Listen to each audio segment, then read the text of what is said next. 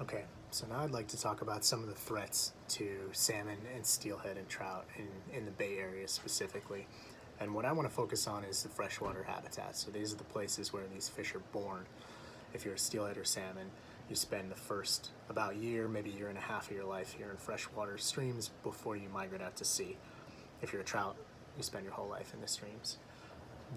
These fish are born in fresh water and they're really vulnerable, especially when they're eggs and just newly emerged fry, really tiny. It's easy to get pushed around by strong currents or get eaten by predators or get stranded in, say, little pool areas that end up going dry that are disconnected from the main flow of the river. So they're cold water fish, so that means a couple of things. It tells you basically everything you need right there. They need water. They need it year round because these fish are spending their time in fresh water through the hot and dry summer and fall months. But they also need that water to be cold, so not just any water will do. The creek has to be flowing and that water has to be cool. So that means they need things like shade. They need depth because the coldest water sinks down to the bottom of these pools. They need a place to hide. That means they need structure, things like wood, like old trees or things that fell into the creek are great places for fish to hide.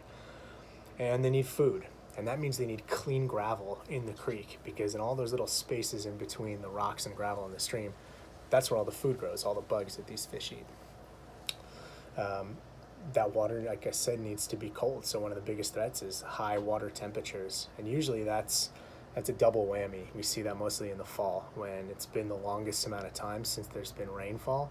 So the water that is left in the creek, what little water, if any, is left in the creek, tends to be hot.